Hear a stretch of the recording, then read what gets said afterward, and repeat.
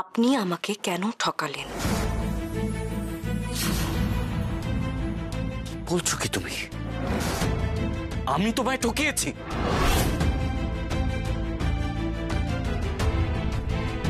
বলো, আমি কবে ঠকিয়েছি তোমায়? কখন ঠকিয়েছি বলো না, বলো বলো কবে ঠকিয়েছি? দাঁড়াও, যাবে না। আমি তোমাকে একটা প্রশ্ন করেছি আর তুমি আমার নামে একটা অভিযোগ করেছো। সেই অভিযোগের উত্তর না দিয়ে এভাবে মুখ ঘুরিয়ে তুমি চলে যেতে পারো না। উত্তর দাও, কবে ঠকিয়েছি? প্লিজ জান, আমি চেঞ্জ করব। You are impossible. তোমার সাথে কথা বলতে আসাটাই আমার ভুল হয়েছে।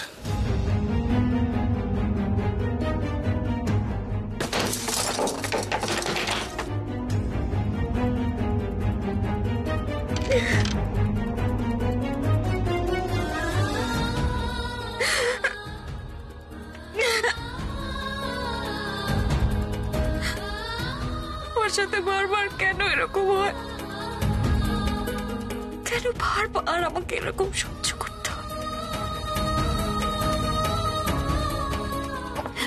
আমি ভেবেছিলাম এতদিন পর হয়তো আমার এই অতীত থেকে আমি বেরিয়ে আসতে পারবো, কিন্তু আর তো কোনো উপায় নেই।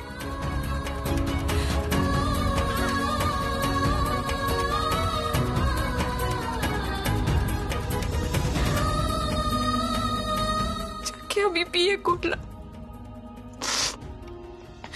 সে অন্য কাউকে ভালোবাসে। বিয়ের আগে থেকে একের পর এক বাধা, বিয়ের আসরেও একটার পর একটা বাধা, বিয়ের পরেও একটার পর একটা ভয়ঙ্কর ঘটনা ঘটেই চলেছে। এরকম হচ্ছে আমার। কেন আমার জীবনে একটু সুখ, একটু শান্তি কিচ্ছু নেই? কেন হচ্ছে আমার সাথে এরকম?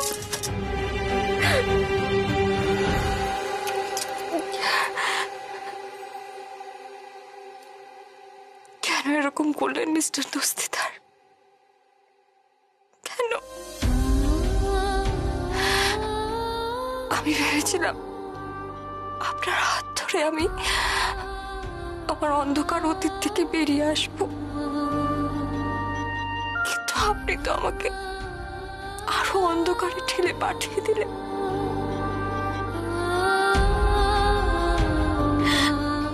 আমি কি করে বেরোবো এখান থেকে? কি করবো আমি? কি করবো এখন আমি?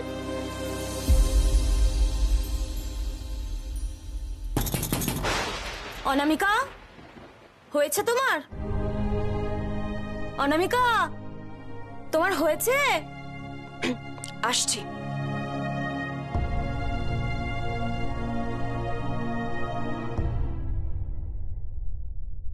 আজ রাত্রিটা তো কাল রাত্রি, কাল রাত্রিতে বর আর বউয়ে দেখা করতে নেই, তাই আজ রাত্রিটা কাল রাত্রির জন্য আজকের রাত্রে তোমাদের দুজনের আর দেখা হবে না। আমাকে একজন বলেছিল, আমি তোমাকে বলে দিলাম। যাই হোক, আজকের রাতটা তুমি আমার সঙ্গে থাকবে, কাল থেকে তুমি তোমার নিজের ঘরে। অনামিকা, কি হয়েছে তোমার? সর্দি ভাই, এখনো যদি আমি তোমাকে অনামিকা বলি না, মা আমাকে মেরে ফেলবে। তুমি আমাকে অনামিকা বলেই দেখো। সবার সামনে সর্দি ভাই বলবো, আর যখন একা থাকবো অনামিকা বলবো। এই বলছি, দেখো আজকে আমার জন্য বিশ্বকে ঘর ছাড়া হতে হলো, আমার খারাপ লাগছে।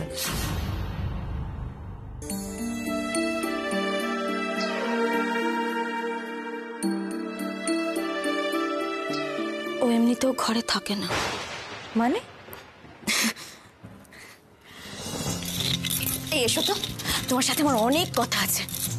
এবার বলো, বিয়ের আগে কোথায় গেছিলে তুমি?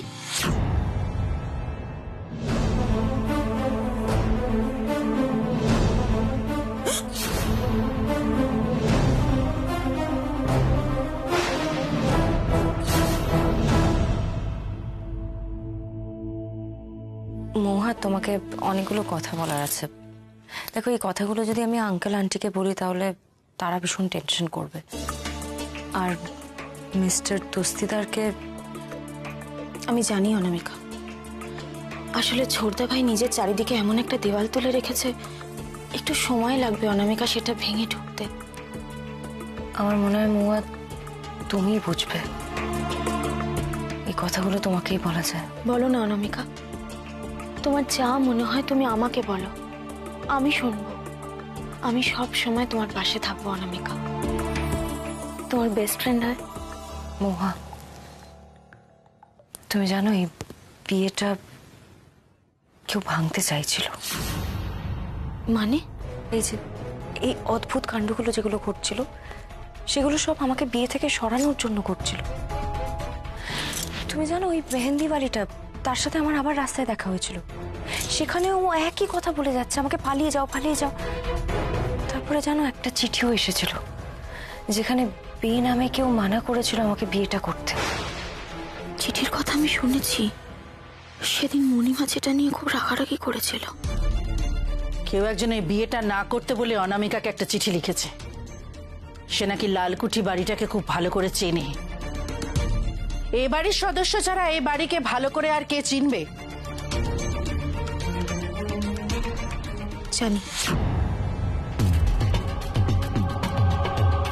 জানো মানে? কি জানো তুমি? অনামিকা, যেটা তুমি জানো না সেটাও আমি জানি। কি বলছো তুমি মহুয়া? অনামিকা, তোমার মনে আছে সঙ্গীতের দিন তোমার ফোনে একটা ফোন এসেছিল, আমি ভুল করে তোমার ফোনটা নিয়ে নিয়েছিলাম। সাবধান অনামিকা, খুব সাবধান। এই বিয়েটা করলে তুমি ভালো থাকবে না।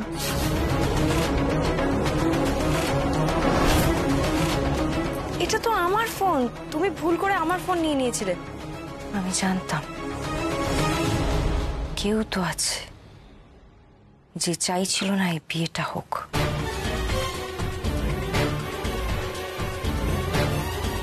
কিন্তু সে কে?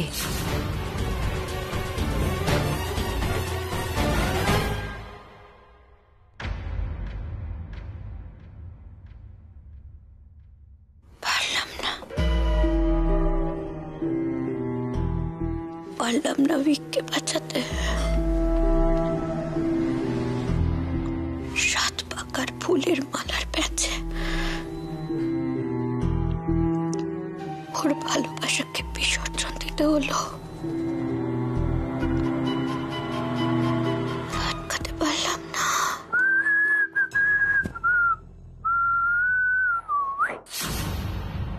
কি ব্যাপার?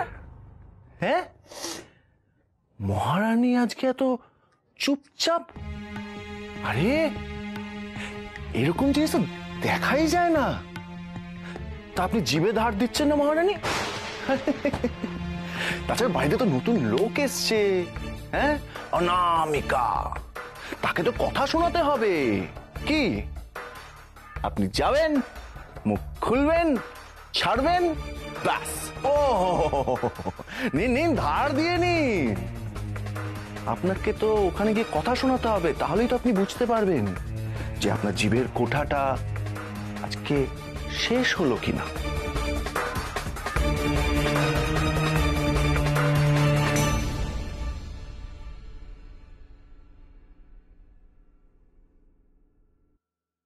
ব্যাপারটা কি?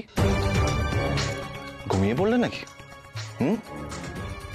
না মানে, আর কেউ জানুক না জানুক, আমি তো জানি। ঘুমিয়ে পড়লে তো আর এক কেলেঙ্কারি। প্লিজ, আজকে আমার একটু একা ছেড়ে দেবে? আজকের দিনটা আমাকে বিরক্ত করো না প্লিজ, একা ছেড়ে দাও।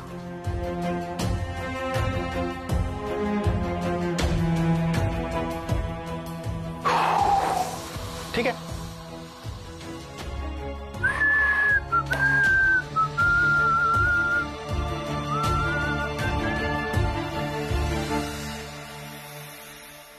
দেখো অনামিকা, কে বিয়েটা ভাঙতে চেয়েছিল সেটা বড় কথা নয়।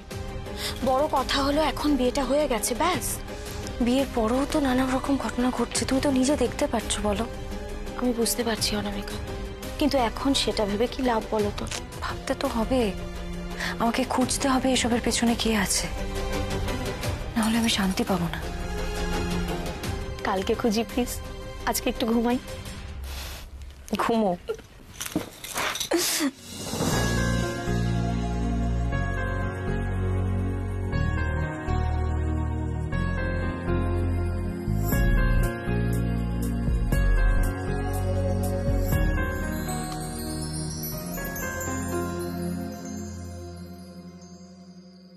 देखिए मैडम, अच्छी है ना मेहंदी?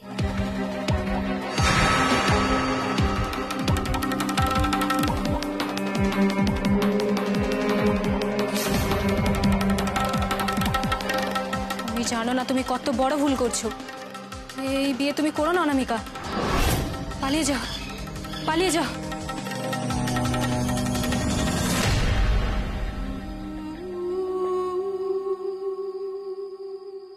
আচ্ছা মহুয়া, বিথিদি সঙ্গীতের দিন অনেকক্ষণ ছিল না না?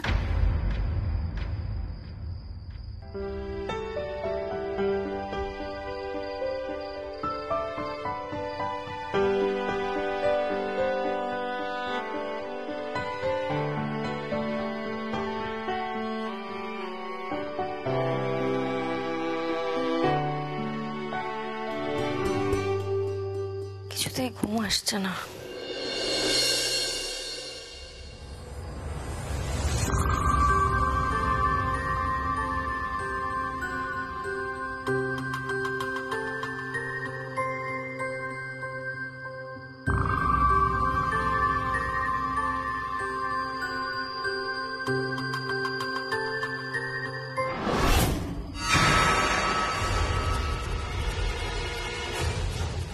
কেউ গেল মনে হলো।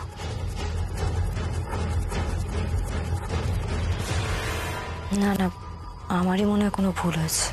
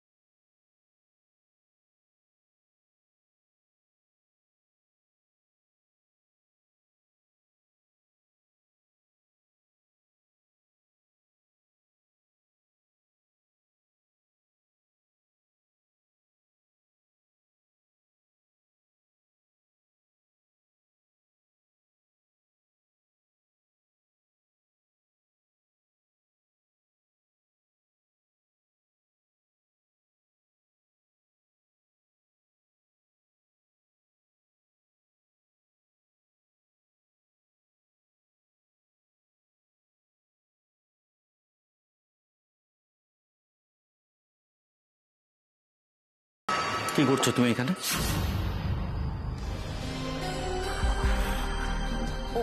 ওই যে উপরে। কি উপরে মানে? তুমি উপরে কি করতে যাচ্ছ? উপরে কেউ একটা গান গাইছিল। কি বলছো?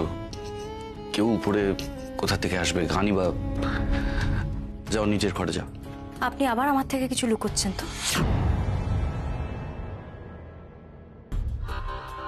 আবার মানে? আমি আর কি লুকিয়েছি তোমার থেকে?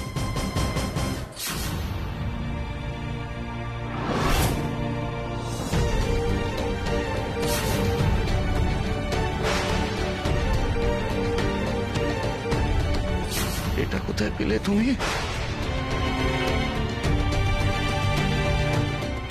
যিনি কে মিস্টার দস্তিদার?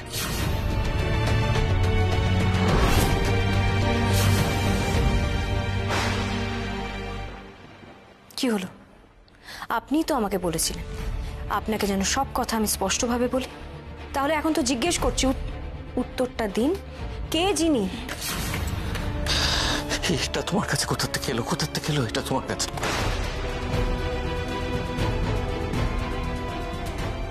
কেন আপনি এটাও আমার থেকে লুকোতে চেয়েছিলেন? তো আমি তো বুঝতে পারছি সবটা, শুধু আপনার মুখ থেকে শুনতে চাইছি, কে যিনি?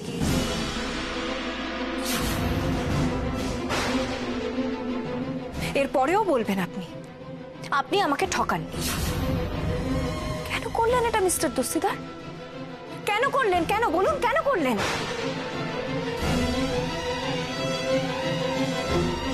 চুপ করে থেকো না, বলো বলো, তুমি কোথা থেকে এটা পেয়েছো? বলো, কে তোমাকে দিয়েছে? বলো। কি হচ্ছে এসব? কি হচ্ছে? আশ্চর্য তো, কাল রাত্রির সময় তোমরা দুজনের সঙ্গে দেখা করছো, আমি একটু খেয়াল রাখিনি, অমনি তোমরা যা ইচ্ছে তাই শুরু করে দিয়েছো। হ্যাঁ, নিয়ম কানুনের কথা কিছু? আমি কোনো নিয়ম কানুন মানবো না, মানবো না। আর কারো কথা আমার কিচ্ছু এসে যায় না।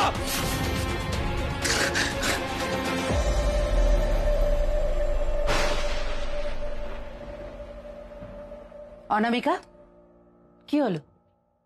বিক্রম না হয় নিয়ম কানুন মানে না, কিন্তু তুমি, তোমাকে তো আমি যথেষ্ট রেসপন্সিবল মেয়ে বলেই জানতাম। তুমি কি করে এই কাজটা? দেখতে পাচ্ছ তো, দেখতে পাচ্ছ তো চারদিকে কি সব ঘটনা ঘটছে, নিজের চোখেই তো দেখছো। তারপরেও তুমি কাল রাত্রিতে বর বউয়ের মুখ দেখে না, দেখলে যে কি হয় আমি বুঝতে পারছি না কি করে তুমি এগুলো।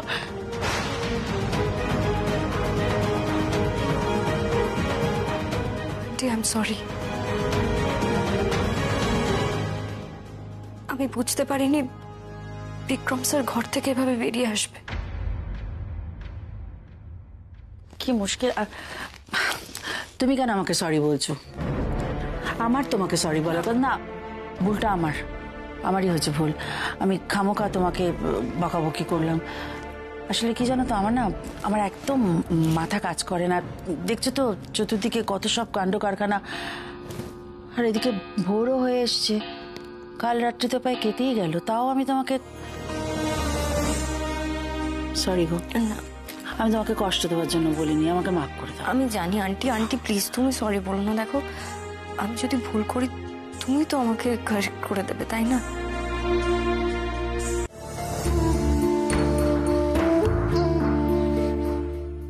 যাও ঘরে যাও, কাল কিন্তু অনেক ধকল যাবে সারাদিন। Sorry aunty please.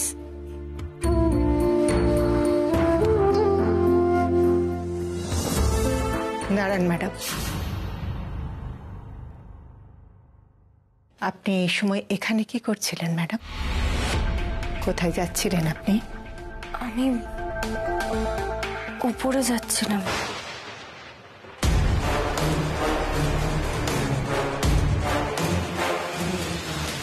ওপরে? ওপরে কেন? ওপরে কেউ গান গাইছিল।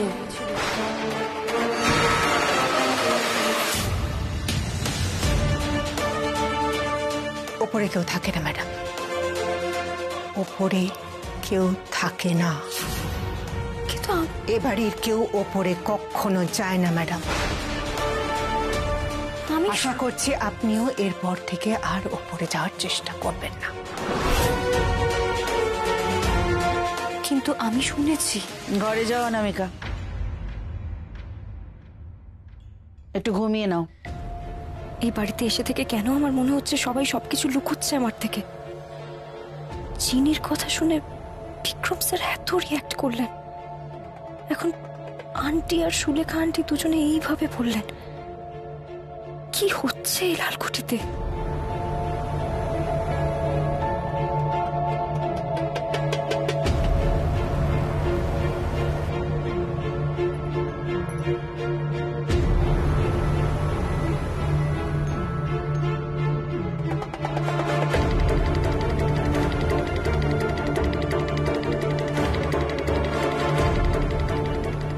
খেয়াল রেখো অনামিকা যেন ওপরে না উঠতে পারে।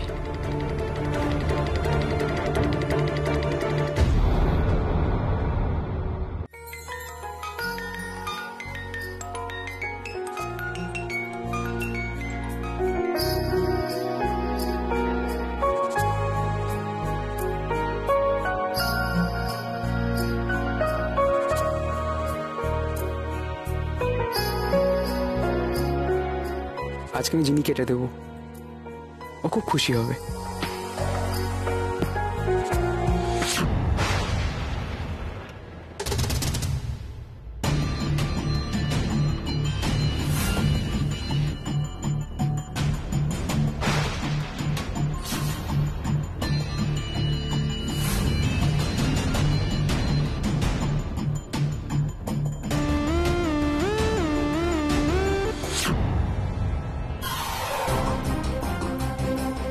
জিনির কাছে যাচ্ছিস?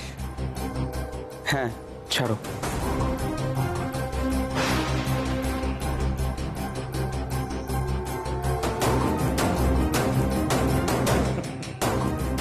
এটা দিয়ে জিনিকে ইমপ্রেস করবি? এই শোন, তোদের মতো ছেলেদের সাথে না জিনি ঘুরবে ফিরবে ব্যাস, এর থেকে বেশি আর স্বপ্ন দেখিস না। জিনি শুধু আমার, শুধু আমার। ওর ধারে কাছে যেন না দেখি আমি তোকে। বাট